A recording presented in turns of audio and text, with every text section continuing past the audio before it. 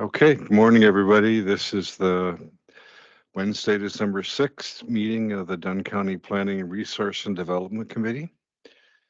Everyone on the committee is here, so we will call the meeting to order. Approval of the minutes from November 15th. A motion? Supervisor Brooks, Supervisor Milhouse. Any corrections, additions? All in favor of approving the minutes, say aye. Aye. Opposed, say no. Minutes are approved. Do we have any public comments today? Okay. No, we do. Okay. I'm sorry. I acted too soon. Yeah, go up and turn on hit the thing that looks like a speaker and name and address.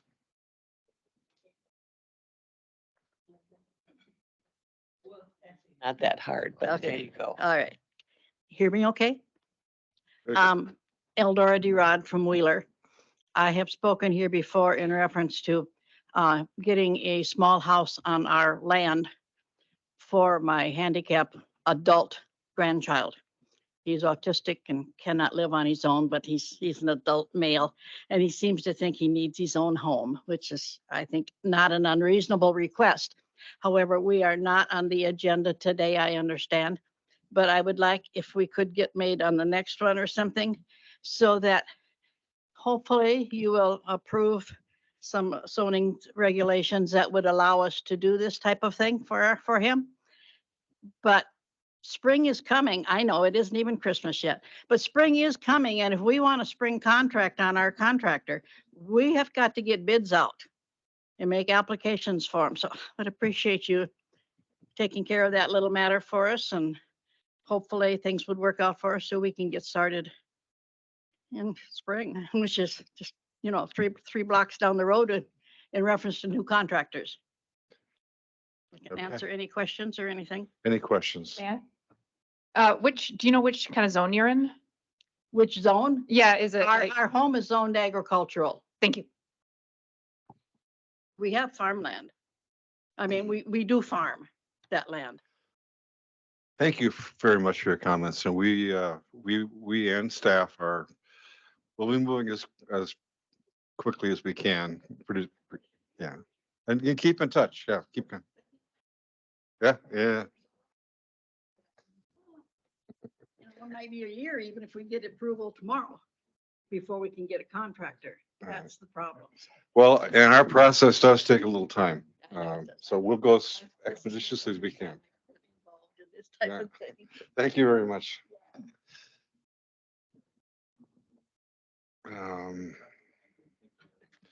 We have no public hearing today, so we're on to staff reports, number 6A, Planning Division, Shoreland Zoning Ordinance discussion.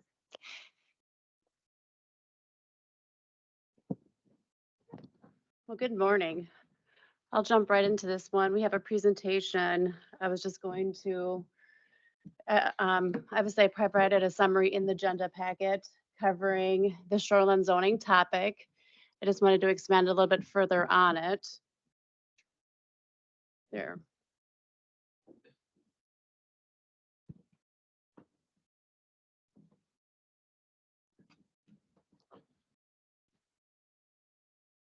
Is it ready?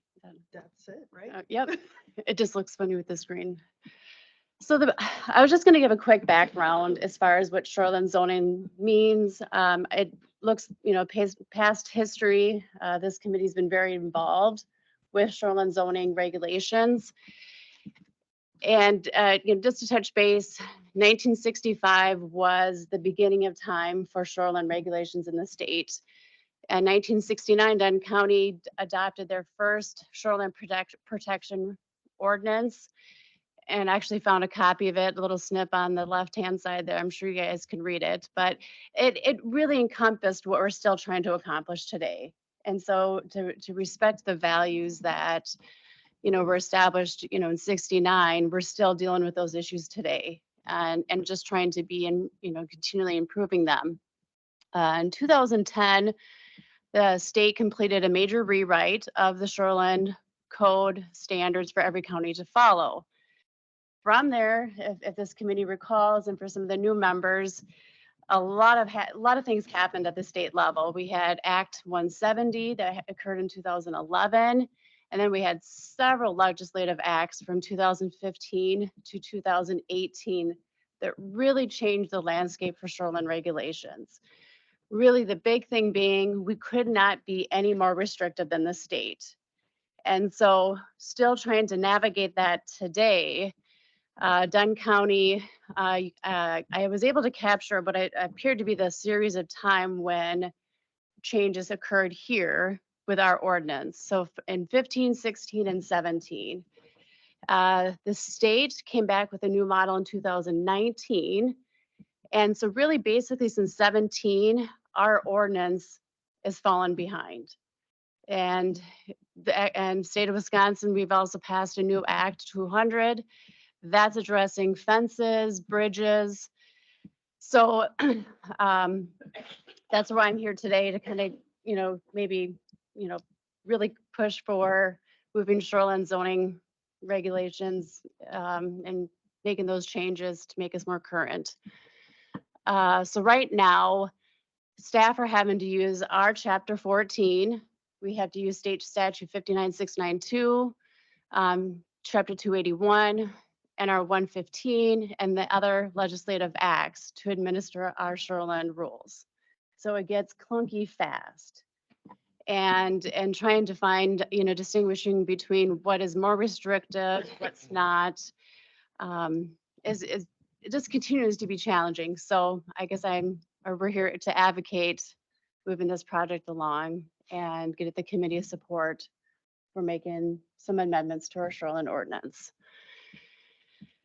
I did some research, and it's kind of interesting because we don't have a map that actually overlays all of our shoreline areas onto one. So on the left-hand side, we have our lakes. The next one, we have our rivers and streams, and then the third one is our wetlands. And I wanted to kind of point this out because this is where some of the confusion is coming in our shoreline ordinance. So going to the next slide. Shoreland areas, there's really two different districts in our shoreland ordinance. We have our shoreland, the one that we're very familiar with, that's the 1,000 feet within a lake, a pond, a flowage, and then we have our 300 feet from rivers and streams. That's that main shoreland district. The next district is our shoreland wetland district. So that's those wetlands that fall within those shoreland areas. And as it is right now, there's this map of the wetlands. Again, it's almost clipping that wetland layer to those shorelands to really narrow our scope of authority to those specific areas. And again, so to jump ahead, the big thing in our ordinance is really needing to clarify the two districts. Clarify that there is the shoreline district and then the shoreline wetland district. As it is now, if we are going to deal with a conditional use permit, for example, we technically have to reference state statute because our shoreline ordinance isn't even correct. And I guess just to move along, our lot regulations are technically referencing the shoreline wetland district and is not referencing just, the shoreline district that it's intended to. So there's some challenges with that. And the other issue would be is the lot regulations that's just referencing single family dwelling. So in a sense, we are more restricted than the state in saying we're only going to regulate shoreline family or single family dwellings, and no new lot could be created for a commercial district, for example, or for a commercial use. Moving along. Oops, sorry. Nope, you're fine. And I don't have to go through all of these, either. They were in your packet, but these are just kind of a quick snapshot of the changes I'd recommend, or, as we went through this ordinance. Staff have noted other changes. I didn't for the sake of time, I didn't go and track all of them for the committee today, but that would be something we would propose going forward. And then, yeah, going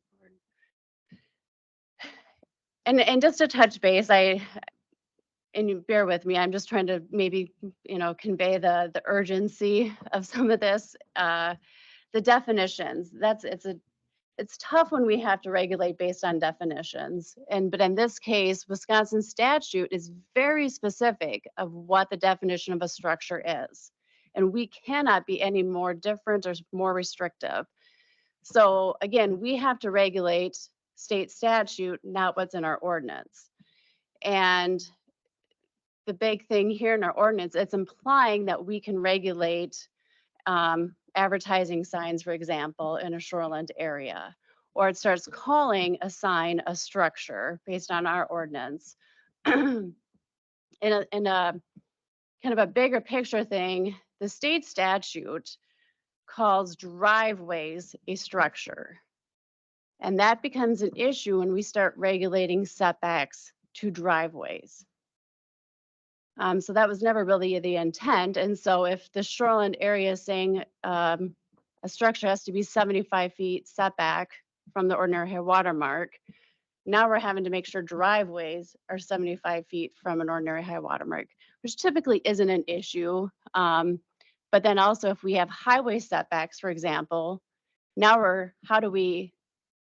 the intent was never to regulate a driveway from a highway setback, but based on the strict definition, it's a structure.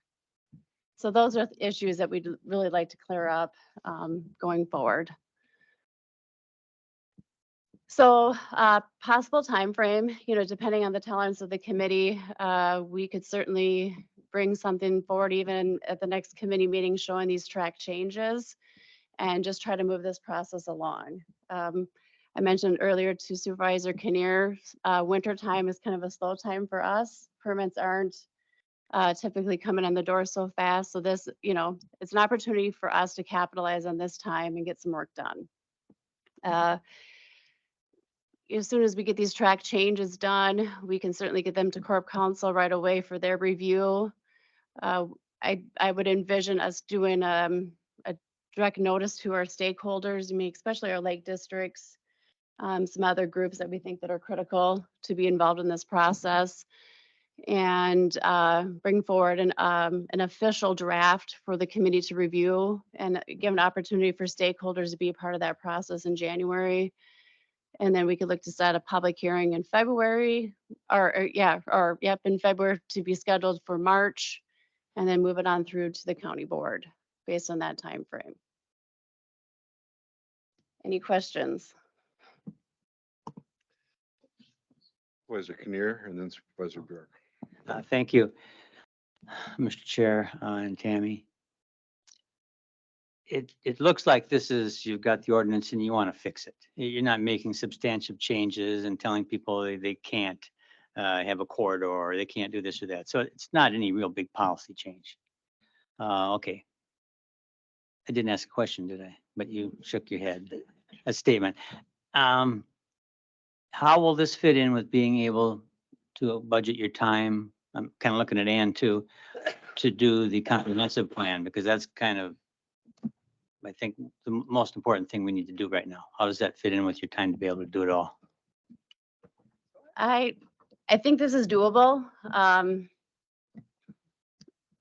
I think they just have to be priority. And the shoreline one, honestly, I feel is almost a quick item for myself, for us to tackle. It's really in respect to the committee, corporation council's time to also commit to getting their review done. So I can't speak to everyone else's time frame, but from our staff time, I think it's very doable. Thank you. If anyone minds, I could add to that too. We wouldn't be bringing more work to you or ourselves if we didn't feel like this was absolutely necessary. I think there are a couple things within this ordinance that Tammy touched on that I feel are almost at emergency level of we need this changed in order to operate the zoning office efficiently. I I think with our next kind of discussion, maybe we can get more into the details of that, but it needs to be changed, but it's also, I think these are really logical changes. They're not changing, like we said, a lot of policy, it's just cleaning up language and numeration and things like that, that would make this a little more enforceable for our office. Supervisor Bjork, you had a question? Thank you, Mr. Chair. So it seems like there's a lot of changes going on down at the state. So that mean that we have to modify this every year after every time they change it down there? Or That's a good point. Hopefully not. As we get these new acts together, or the state is passing these different legislative acts, I've noticed some counties are moving them forward right away. They're just bringing track changes for each item as they come. Several counties are letting them, build up. It's just and it becomes a policy, right? So DNR has been very good at providing us guidance that basically says whatever's in statute, we have the authority to administer. It's just, Corp Counsel would probably be the best one to chime in as far as referencing state statute when we're trying to administer an ordinance, right? So if we're dealing with a violation, what's the strength of our ordinance when we're referencing state statute? So yeah, going forward, hopefully we don't have to continually deal with this, but unfortunately it feels like that's the climate we're in as far as the changes at the state. And just one more question. Sure. Are any of these, changes to zoning big enough that it would trigger some townships to either get in or get out? Because anytime you have a major change, it affects a lot of people that way. Yep, and very good question. So Shoreland is actually a standalone ordinance. So it's an overlay district and it applies to every township. And so they don't have a say on, unfortunately, in the process. Mhm. Anyone else? Mr. Chairman, may I? ahead. Thank you, Yeah. Mr. Chairman. What is I thought the timeline was pretty optimistic about DNR review and approval. Do you have any sense at all of how lengthy such a process might be? So, and that would be a decision as far as staff and the committee. So how the DNR's review goes is that we're not necessarily looking for we want to solicit their comments and their input. And we will incorporate them as much as we can. But we don't technically need DNR's certification of our ordinance. What could happen is if there was an issue with our ordinance, the DNR could say, hey, we don't agree with it, and we're going to come and adopt one for you. And all the history of my time working in this field, I've never seen DNR come and adopt an ordinance for a county. And so that would be just the risk if DNR didn't agree with our ordinance, they could adopt it for us. So, but out of respect to DNR, I think we would, keep them informed and in the place at the, throughout the process. But that said, if the committee said, hey, we want DNR signing off on this before we adopt it, that would be something we would respect and have to build that into the time frame. Mm-hmm. Just to be a little more specific, you said you didn't think this would significantly impact timelines on other things. More specifically, for example, on the accessory dwelling units, will this impact when you're coming back to us with the next discussion on that?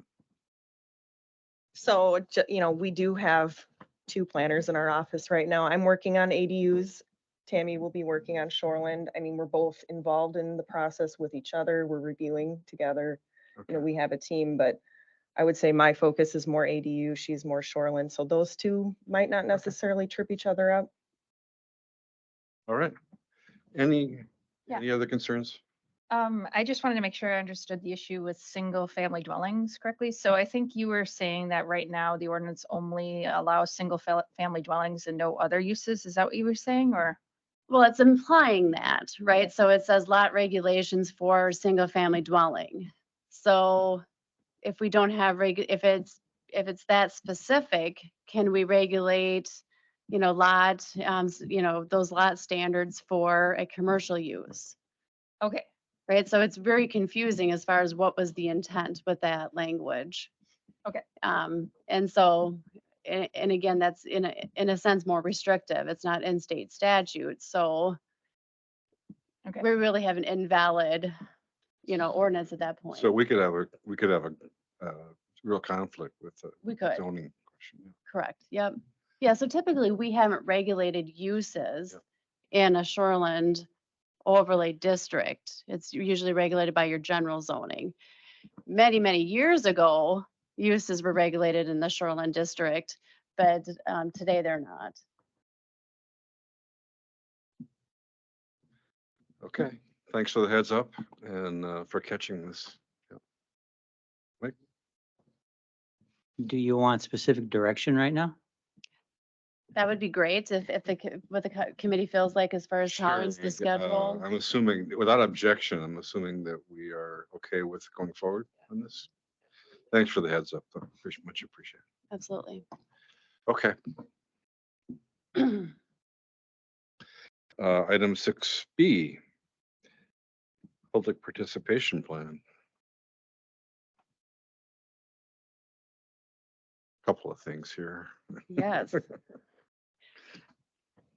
We can jump into the presentation if the committee's okay with that. Sure. All right. Well, it was quite probably a lengthy document. I threw everything in the kitchen sink into this document for the committee to kind of absorb, process, and hopefully we have a good dialogue about.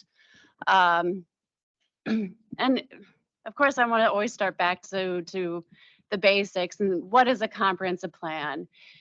And it goes back to our vision of the county, right? Is that our highest level vision? How do we vision, the future for Dunn County? What's the goals? Here's our blueprint for what we like to accomplish in long range planning. Our policies, right? Those are the guidance to the decisions that we need to be making. And that's what's going to help our farmland preservation plan administration. It's going to help our comprehensive zoning ordinance. So those really are those policies. And then next step are actions that we're really hoping to accomplish from this. I threw another concept in here, and it's kind of a branding, right? So as we work through this comprehensive plan, we can also maybe look at it as a branding for Dunn County. Right? Will we tease out some vision and some messaging that we get from our community that we want to incorporate into a branding for Dunn County? So I just want to put it as a placeholder. It's not set in stone as far as what we would put in the final document by no means. And then the next item, and again, I just want to make sure we touch base on this, is that in 2016, the farmland preservation plan was added to the comprehensive plan. So recognizing that there's a kind of an element that we need to include through this process, and that is ensuring that we're doing everything we can to meet state statute requirements, continue to make those tax incentives available for our participants in the county, and then ultimately work in the same process of trying to get DATCAP certification of our farmland preservation plan. So I kind of refer to these interchangeably throughout the public participation plan, but hopefully just going forward, we recognize these two projects go hand in hand. Fun, lengthy state statute requirement. I tried to really highlight the big things, and this is what kind of keeps us grounded as a committee and as staff as what is a public participation supposed to accomplish? Again, it's open discussion, it's communication programs, it's information services, in those public meetings. Going forward, it's, how are we going to distribute the information that we are developing and proposing? And then there's that opportunity for written comment. It's very clear that the governing body is the one that's charged with the responsibility to respond to comments from the public. So recognizing that that's the, will likely be the PRD committee's role as, ensuring throughout this process that we encourage the public to provide comments, and then recognizing that there's, responsibility to provide responses to them. And then ultimately, the notices requirements that we have to give to our non-metallic mining operations and those who have mineral interest in the county throughout this process. So that's kind of the legal disclosure as far as why we are here talking about this today. Next up. So kind of just pausing. I was going to jump over to our public participation plan now. Jump through the document next. And I can, oh, there. So based on that kind of framework, I set some goals in here as far as community engagement. So I feel like these are those items that are really hopefully going to keep us grounded in this process as far as making sure we are connecting to our residents and our stakeholders in the county. And having this goal of maintaining, yep, I'm just on that bottom tab. Yeah, we can jump on. Yep, so maintaining just a inviting atmosphere. And so to the next page 3 here, good. On top. As far as, so yeah, and the goal of ensuring transparency and accessibility, right? So going back to state statute, are we transparent? Do we have our information accessible to the public? Making sure we're maximizing on our outreach efforts to attend events and key locations. And so that's where I look forward to, sitting with the committee, identifying key stakeholders, key groups that we need to be involved with and getting the, really soliciting comments from, right? Really establishing what that community vision is going forward. And really that diverse, I guess I would envision, seeking a diversity of comments, right? This multi-generation, right? It's not just those who are in political office today. It's, our youth equally that need to be engaged and involved in this process. Dunn County historically is multi-generations, right? It's multi-generations that live here. We don't have a lot of new people moving in. It's families that are staying here and living here. So maintaining and hearing those voices of what that future looks like for Dunn County, I think is important. So then there's the outreach strategy. So this is kind of that toolbox that's referenced in this document. And there's always the standard ones, right? There's the press release, working with our local media, website, Facebook, the news blast, email. So those are kind of the standard items. And then building into these community workshops, the information sessions, how do we get ourselves in the public and gather information from everyone? Do these mobile displays. Envision at this winter time is really developing some display materials and getting them out to the libraries and to make them available basically to be utilized at other community events.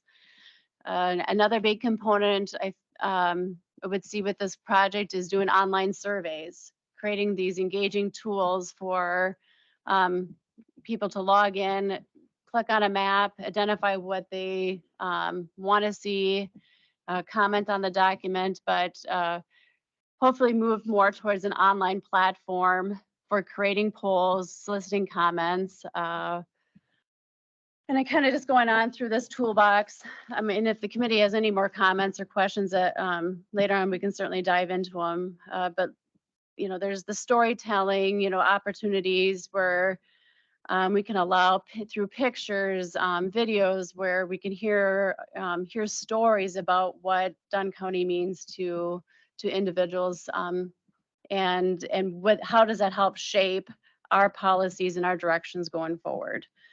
And so I guess then I'm going to jump to the public meetings. this is that component again in state statute. Again, what is the P&R, the Planning and Resource Development Committee? Your expertise will guide this process and really trying to help set that stage and give us, staff direction as we go through this project. I envision us coming to you, during key milestones to check in, provide documents, gather input, and making sure that we're staying on track. And again, depending on how the structure is here, if the county board wants updates, whether giving you guys the right resources to give those updates to the county board.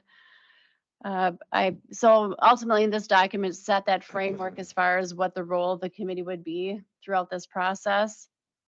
Again, there's just that notification and making sure information is accessible to all, right? So how are we going to do that? That's spelled out here. And then kind of finally, just those key phases, the winter phase here of, doing that data collection, to, this, summertime drafting, and then, moving on through the fall to the next winter, where we're gonna hopefully be at this stage next winter to having final drafts or getting to that final phase and getting close to scheduling public hearing. So, and I guess, yeah, if the committee later on wants to talk about some specifics here, but, really getting those stakeholder interviews, set up. Our online community survey this winter is kind of a, key component to this project getting, setting the stage for this winter and spring activity. And I guess if we just jump back over the PowerPoint. Perfect. That was just my looking into the future stage. That's over there, yeah. Yeah. Um, Yeah. Let's kill it. Yes. Unfortunately, I don't know what's going on with this slide.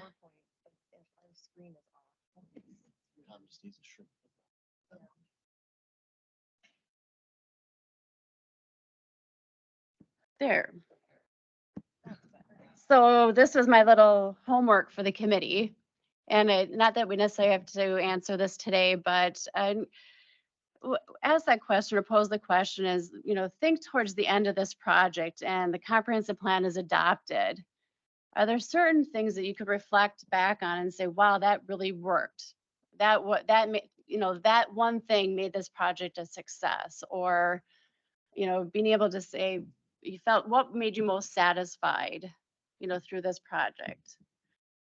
This committee, you guys have been around, or you've worked with different events and activities, what made them a success and how do we make this one a success? So that's your homework. Something to think about, really, help us all set the stage too. If we could accomplish this, we would have had a wonderful experiment in democracy, unique in the country, I think. So let's try it. Good. Other thoughts? I just have a questions? question for Tammy, Yeah. Mr. Chairman, if I may. When you're asking us to identify success, is it with the public participation process The or with the comp plan? comp plan. Okay, thank you. Yep. Yeah.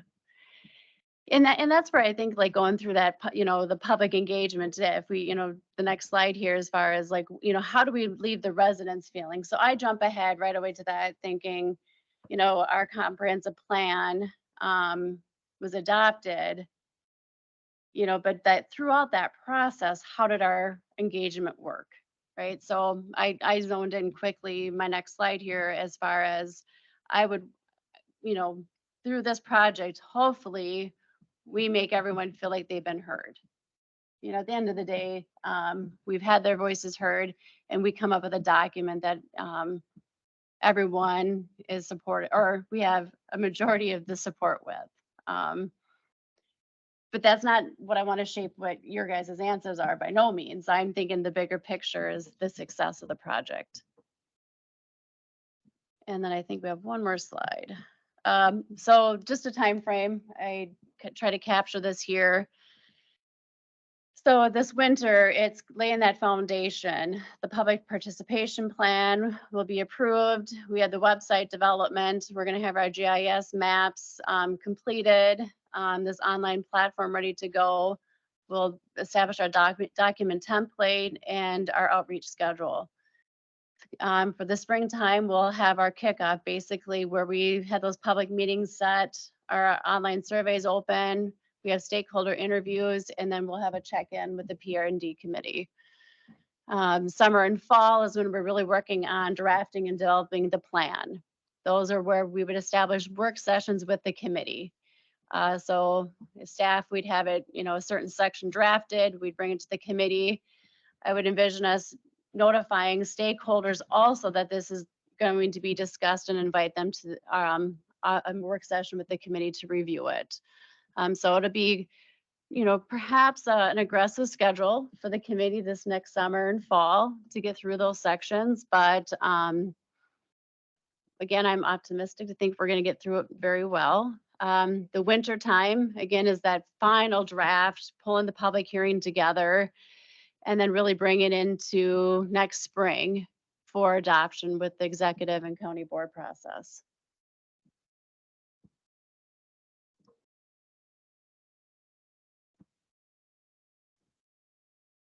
Question? Gary.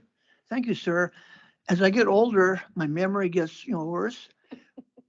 How is, like, Cedar Corps, are they all done in this process? Because they were hired to help us, it seems like I just can't. We decided to end our contractual agreement with them, Okay. and just take what they've given us and move on. Thank you. Just a Other comment. questions? Yeah. I just wanted to say that this was really exciting to read. It's a beautiful vision of everything that the relationship between government and the people should be, and I love it. So Good. Yeah. Thanks. very inspiring. Good. Thanks. Super encouraged that this is the way that staff is approaching it. And I know you're all involved in stuff together, so much appreciated. Have you thought at all about what potential, I know you mentioned in the university assistance, but have you thought at all about partners that might be helpful to us? I have. Okay. And so I do believe we're trying to reach out to the university. Obviously, our local one would make most sense. But UW River Falls is another one that we can hopefully partner with some of these items. But also, I think our school districts, right? There's a lot of opportunity with the technology, business classes and high school to community service projects that our school districts require seniors to go through. So hopefully engaging them in the process. Those are obviously the kind of the worker bees that hopefully we can get spreading the word to another generation. Ultimately, partners also going to have to be within different, within our townships, obviously, to our even the city of Menominee at some level of just working with them as far as the intergovernmental portion of it. But if you have ideas, we're I have some resources. Are we gonna need more money? yeah. We always want more money. I know you- Mr. Well, Chairman, can I, because I have a question that pertains directly to that, may I? Yeah. Have we thought at all about enlisting the support of West Central Wisconsin Regional Planning? They bring a wealth of resources, but obviously that would require some money. I think they might be a very useful partner. There's, and I guess Ann and I can definitely talk about, depending on the direction of the committee here, Ann and I are meeting next week to really kind of pull together these pieces, right? And break down basically a needs assessment. What are we going to need for this phase of the project?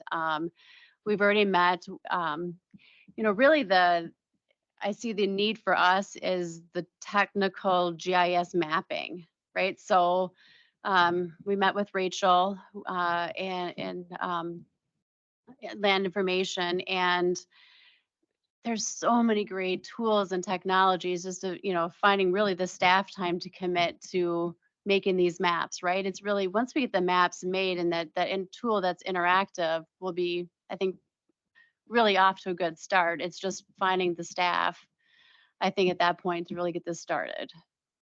But Anne can definitely chime in. Yeah, so early on, I mean, I've been here a little over 2 years now, and I did reach out to the regional planning commission just to ask a million questions about this process. As far as the update was concerned and, transitioning into a new comprehensive plan. They are excellent to work with. I really do appreciate their knowledge. So I think at any point they'll have some role in this. We just got to figure out what that is and if it involves money or not. So I think that's kind of our next step after this public participation gets established. I think we're looking at this as a kickoff into, we need this public participation portion to get us rolling into the next phase. So, yeah.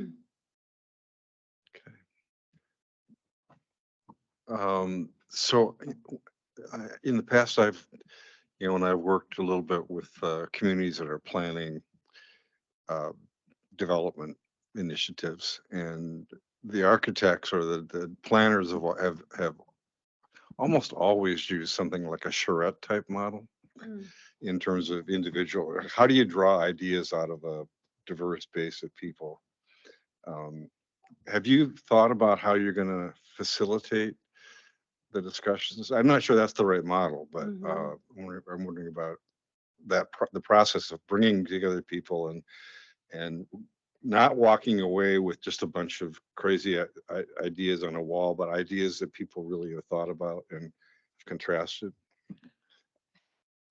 There's definitely some good tools, I think, out there as far as to, how to approach that. So I feel like we have to be topic specific, right? So if we're going to talk about transportation, let's be very specific about transportation.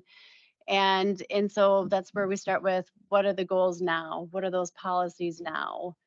And try to have focused conversations on those topics, right? I mean, not that we're, so that's those focused conversations, but I do envision having, with this, community survey tool, everything in the kitchen sink can go in there, right? And then let's let everything come in, and then we can categorize the comments and try to help tease out what direction we really want to go with them. So I think these different public meeting platforms will be in different locations, will hopefully be focused on the audience that we're going to be, engaging or, hopefully expecting to attend these events, if that makes sense. So it's not definitely one specific model. It'll be a toolbox of what makes sense for this group. Yeah, that really sounds good. And I'm glad you brought that up too. When our township did that survey years ago, it was everything in the kitchen sink to begin with, but then they asked for anybody that wanted to be involved in it later on. And that's actually how I got involved with it. And many of the people that have since been involved with the township, that might be an idea. You say, okay, would you like to help further? And get some people. Yeah. Although that might limit you, of course, to one kind of person. They're really one that wants to be involved, where you really need the other ones too. But just a thought. But, it really helped develop our plan. Other thoughts? Have at it. Let's do it. Okay, Thank so you. the next step, action that the committee will have to make is a resolution on the public participation plan. Okay. And so that's another item that we could have together by next committee meeting for you guys to review. I don't know if this committee is going to move forward, but that could, pass, we can get that resolution together for your, review next meeting. And then that would be then ready to move forward the first of the year through executive and county boards. That resolution does have to get approved for the public participation part.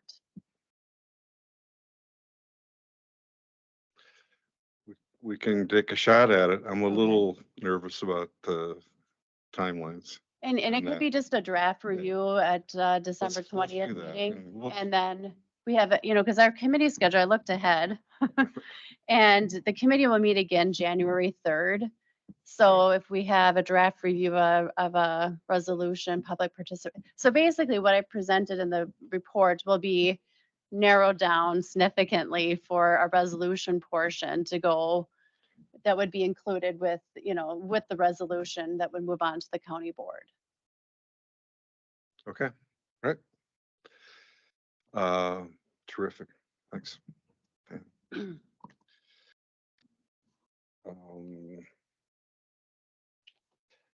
8A, a further review of the 2024 legislative agenda. Chase, you're gonna, So this should have been, you should have found this in your packet this time. I, I did provide the updates and everything that we discussed at the last meeting. I don't have any other suggestions, but I have it up on my computer in the editing form. So if we want to make additions or changes now, we can do that. people have had a chance to look at this. Any suggestions? Mr. Chairman? Yeah.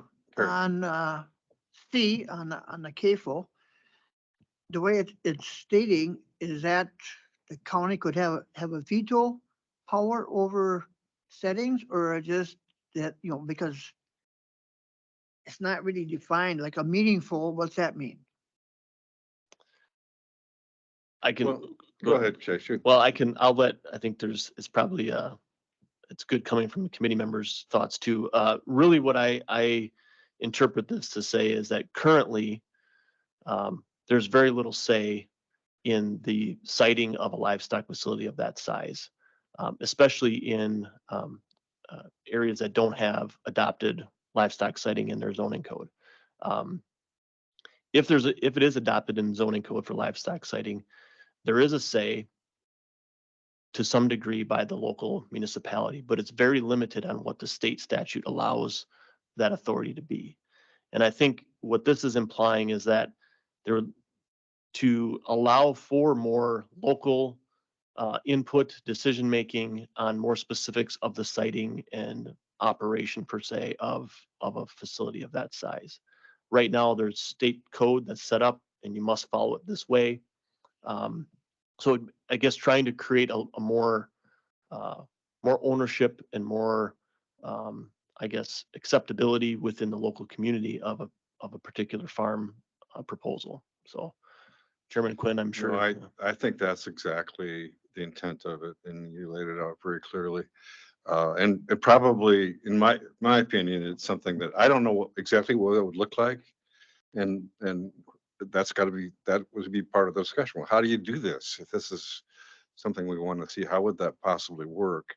And it obviously isn't going to happen quickly. This is such a embedded topic. But if we don't start moving down that level area of discussion, we're going to end up with some real knotty disputes within our rural communities, and we can avoid that. I think if we begin talking about how to resolve it. Mr. Chair? Yeah. The more authority we have over it, the more disputes we're going to have within our county. It's just something to think about. If we can say, oh, the state says we have to do it, you pass the buck. I'm not saying that we shouldn't have some. I'm kind of wondering, is part of this trying to address the significant differences in locations? Like this place might be a good spot for it. This place is a terrible spot for it. Is that part of the meaning with this too? When you said local environmental and land use concerns, is that? I think there's a component to that. Okay. Currently within the livestock siting regulations, anywhere in the state, if a town adopts livestock sighting, they still have to provide a place in that township for farms of any size. And so there is a level of zoning that can narrow down where facilities of this size can be located if a town has that those restrictions, but it still cannot zone them out. So I think having I think what this is asking is having a more meaningful discussion about and more authority at the local level to decide where that location is, if any. You know, there could be situations where there are sensitive features and environmental issues within a particular area where certain land uses are not conducive to. So having the local decision makers have more of a say in that, I think, is what this is suggesting too. So. So, just one more comment, sir. So after the, CAFO study that we done, like one thing that came out about it was the groundwater testing and that. And if that test come back that there's no correlation between a CAFO and the groundwater, then how can we say that the state standards are not acceptable? You know what I mean? It just, once we get the results and say, that there is no correlation between a CAFO and the groundwater contamination, it's kind of hard then to say, well, we got to be more restrictive because the state standards didn't work. Well, we'll see. Yeah, I Just a think. comment. Yep. Well, I can respond. I think we internally, and I think as we present the report of the private well monitoring program, we have to be very careful as to how we interpret that data and what conclusions we draw on it. These are private well samples at a single point in time that vary across the landscape from well construction criteria to depth, the type of land use that surrounds them, the geology, time of year, all of that factors into the result that well test has. So to, in a way, get our hopes up in that we can use this data to make broad land use decisions for long periods of time, I think is not what that data should be used for. I think it's informative, but to say that there is or there will be or will not be a correlation to a particular land use, I think is potentially irresponsible. So, if the groundwater report comes back and we have specific samples around specific land uses such as CAFOs, and they say that there's an impact or there is no impact, I think we have to be very careful as to how we draw that conclusion. So in respect to the way that this is written, continuous monitoring, maybe more in-depth monitoring of specific sites, that's where using that information to help guide a decision at a local level is important. But to say that it will not have an impact or it will have an impact, I think is just a piece of the puzzle in deciding how a community wants to have and wants their land use to be. So.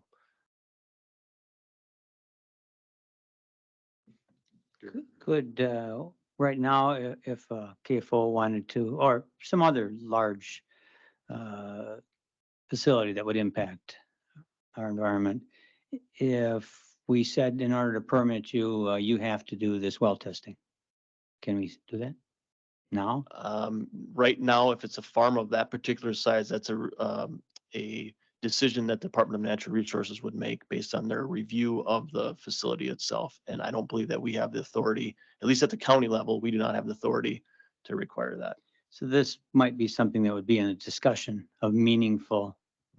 Yep.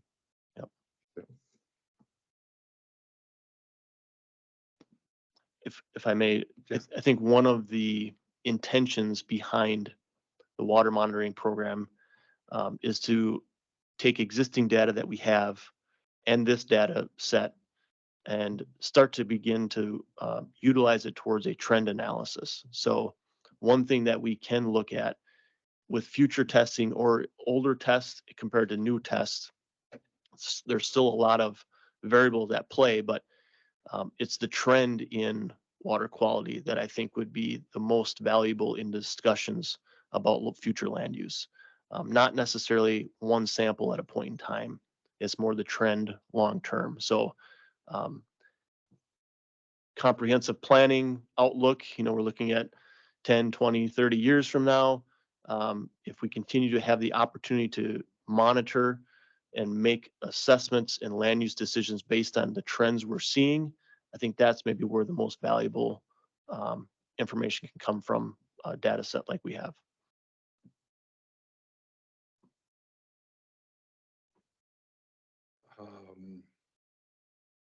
Any other questions? Could I have maybe a motion to approve these legislative agenda from our committee would be appropriate? I'll move approval, Diane? Mr. Chairman, of the Diane legislative moves. agenda as Is there a second? drafted. So can you hear seconds? Any further discussion? All in favor, say aye. Aye. Opposed, say no. Carries. Thanks, Chase. Appreciate it.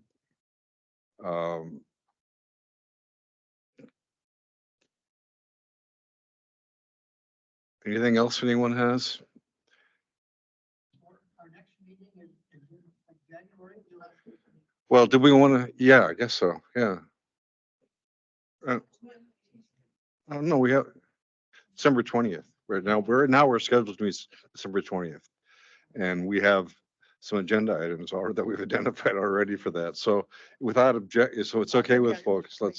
I think we have really a lot of stuff going on, and we are being urged to move on some of them from the public. So in that vein, what would our next step be on the accessory unit development unit? I mean, I am trying to draft the language for the ordinance.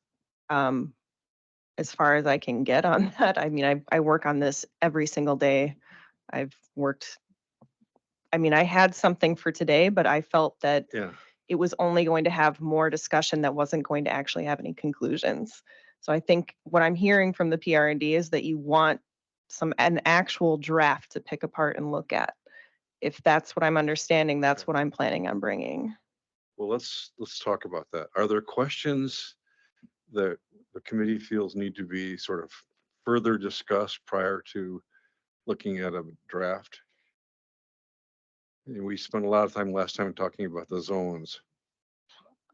With the draft, we would have the discussion of pros and cons and problems and so forth. So I think a Okay. draft is a good way to move, isn't it?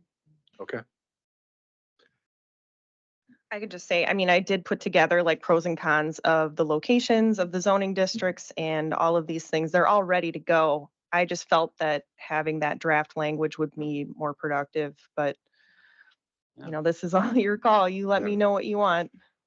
So your plan right now would be to bring that to us probably in January. I'm going to aim for this next meeting. Okay. But, we only have a week before I Right. have to have this done. So, because I have to have it done a week before the understand. meeting occurs. So that gives me until next Wednesday. So it's ambitious, but I can aim for it and I can at least present what I have. Okay. So, Let's do that. All right. That'd be great. Mike. I'd like to compliment you two, obviously working together, but especially for laying out your roles and our roles. It's difficult sometimes on the committee. You present the information, and it's got to be hard for you too, because you have a strong opinion, I would think, on some things. But you say, here's our recommendation. You got to make the choice. And you let us know when we had to make the choice. And you didn't say a whole lot today, Ann, but when you spoke up and said, we really need to do this, thanks for the That's helpful. recommendation. I need to hear that. So nice job working together, and I can hardly believe we haven't heard a word from over there today. So thank you. Really good work. Okay. Anything else? Everybody going to the party on the 19th? Yeah. Party hardy. Okay. Again, thanks staff. Appreciate your help. And we are adjourned. Thanks, everybody.